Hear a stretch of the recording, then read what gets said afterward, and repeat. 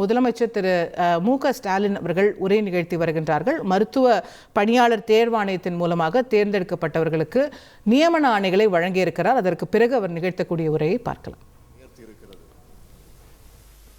இந்த கட்டமைப்பு சரியான முறையில் செயல்படணும்னா நிச்சயமா அதற்கேற்ற மாதிரி நம்முடைய டாக்டர்கள் தேவை.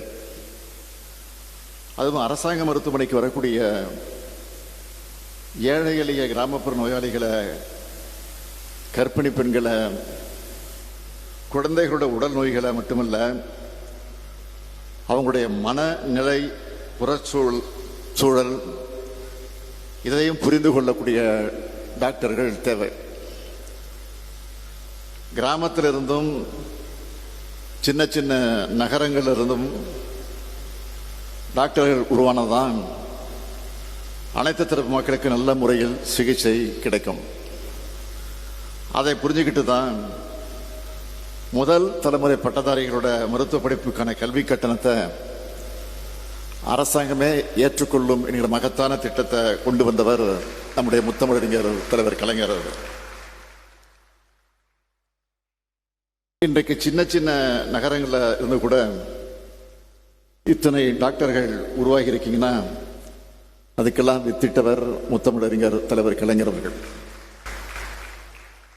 அவருடைய வழியில திராவிட மாடல் அரசு மருத்துவ கட்டமைப்பை இந்திய அளவில் மட்டும் இல்ல, உலக அளவில் அனைவரும் பாராட்டக்கூடிய அளவில் இன்றைக்கு நாம் உருவாக்கி இருக்கிறோம்.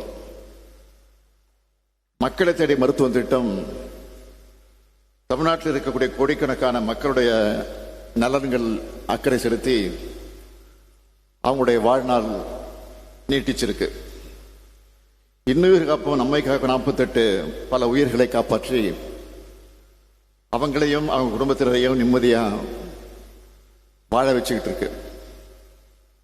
2 நாள்களுக்கு முன்ன தமிழ்நாட்டில் முதல்வர் மருந்தகங்கள் 1000 மருந்தகங்கள் திறக்கப்பட்டிருக்கு.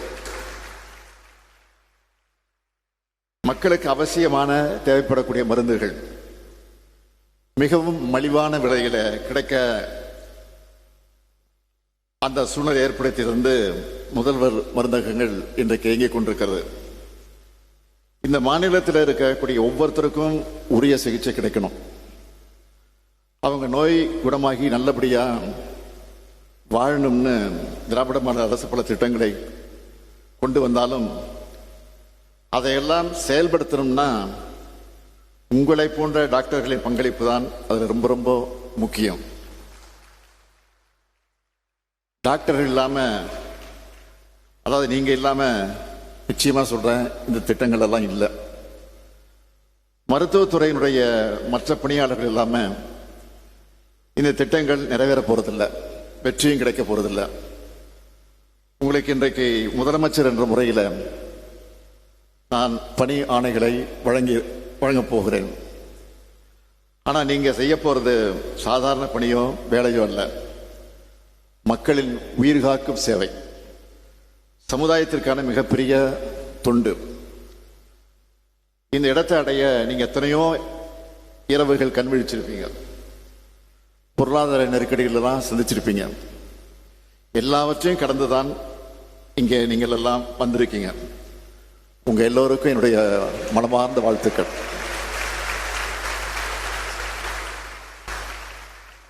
இனிமே மக்கள் உங்களை நம்பி தங்கள் உயிர் காக்கும் பொறுப்பை ஒப்படைக்க இருக்கிறாங்க.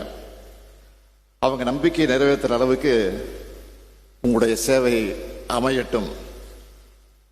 மக்களோட நலனை நீங்க கவனிங்க. நான் திரும்பவும் சொல்றேன், மக்களுடைய நலனை நீங்க கவனிங்க. உங்க நலனை கவனிக்க இந்த அரசு இருக்கிறது.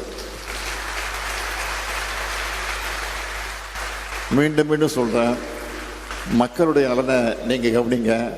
உங்களுடைய நலனை கவனிக்க இந்த திராவிட மாடல் அரசு இருக்கு. மருத்துவம் மற்றும் மக்கள் நல்வாழ்வுத்துறை அமைச்சர் இருக்கிறார், முதலமைச்சரான நானும் இருக்கிறேன். உயிர்களை காக்க தொண்டாற்ற போகக்கூடிய உங்களுக்கு தேவையான எது அவசியம் தேவைப்படுகிறதோ அதையெல்லாம் நிச்சயம் செய்வேன்னு உறுதி சொல்லி உங்கள் பணி சிறக்க என்னுடைய நெஞ்சார்ந்த வாழ்த்துக்களை தெரிவித்து விடைபெறுகிறேன். நன்றி, வணக்கம்.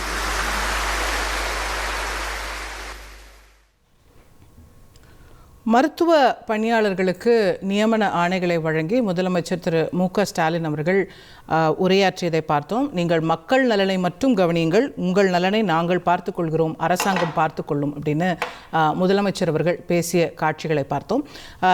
2642 பேருக்கு மருத்துவ பணியாளர் தேர்வாணையம் மூலம் தேர்வானவர்களுக்கு பணி நியமன ஆணைகளை முதலமைச்சர் வழங்கியிருக்கின்றார் என்பது குறிப்பிடத்தக்கது. செய்திகளை உடனுக்குடன் தெரிந்து கொள்ள உடனே சப்ஸ்கிரைப் பண்ணுங்க.